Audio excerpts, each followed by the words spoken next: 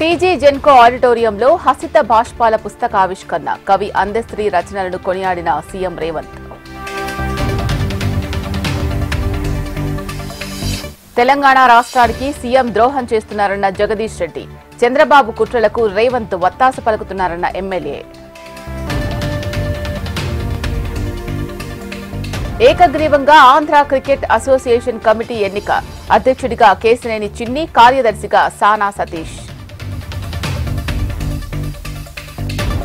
సత్యసాయి జిల్లా ధర్మవరంలో ఉగ్రవాదుల కలకలం. నూర్ అనే వ్యక్తిని అదుపులోకి తీసుకున్న ఎన్ఐఏ.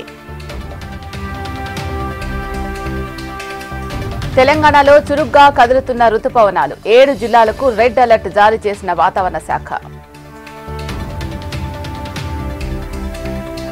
తెలంగాణలో పొంగిన వాగులు, ముంచెత్తిన వరదలు. అధికారులు అప్రమత్తంగా ఉండాలని సీఎం రేవంత్ ఆదేశం.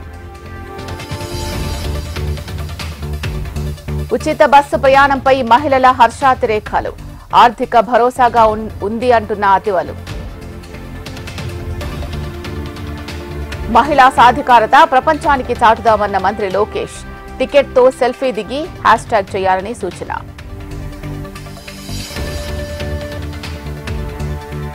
తూర్పు మధ్య బంగాళాఖాతంలో కొనసాగుతున్న ద్రోణి. వచ్చే 24 గంటల్లో పలు చోట్ల వర్షాలకు అవకాశం.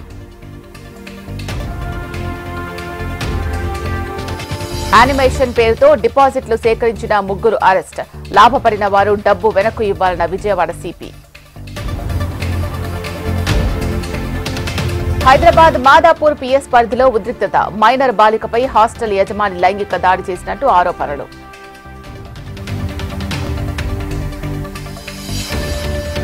కామారెడ్డి జిల్లా రాజంపేటలో విషాదం. కుక్క కాటుకు గురైన బాలుడు ఐసీయూలో చికిత్స.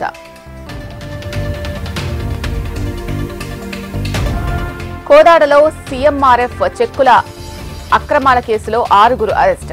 నిందితుల నుంచి 9.30 లక్షల రూపాయల నగదు స్వాధీనం. భారత్ కు రానున్న వ్యోమగామి శుభాంశు శుక్లా.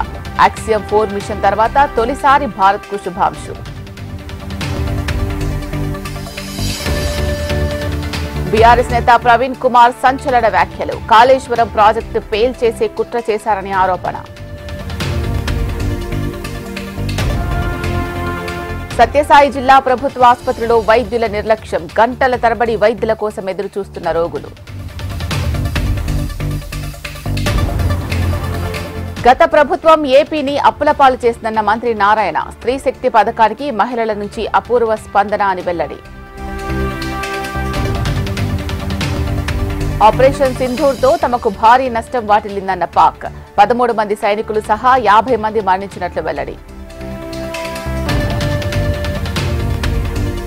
అదనపు సుంకాలపై కాస్త మెత్తపడిన ట్రంప్. 2వ విడత పెనాల్టీ వసూలు ఉండకపోవచ్చని సంకేతాలు. ఉపరాష్ట్రపతి అభ్యర్థిపై ఎన్డీఏ కసరత్తు. నేడు ప్రధాని అధ్యక్షతన పార్లమెంటరీ పార్టీ భేటీ.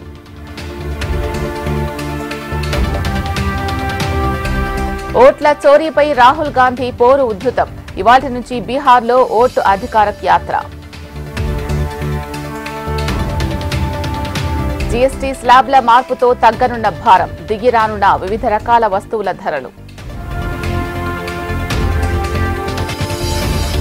యూట్యూబర్ జ్యోతికి బిగిసే ఉచ్చు. గూఢచర్యం చేసినట్లు ఆధారాలు లభ్యం. రేపు ట్రంప్తో జెలెన్స్కీ సమావేశం. యుద్ధం ఆపేందుకు వేగంగా ప్రయత్నాలు. హోం లోన్లపై వడ్డీ రేట్లను పెంచిన ఎస్బీఐ. 25 బేసిక్ పాయింట్లను పెంచుతూ నిర్ణయం.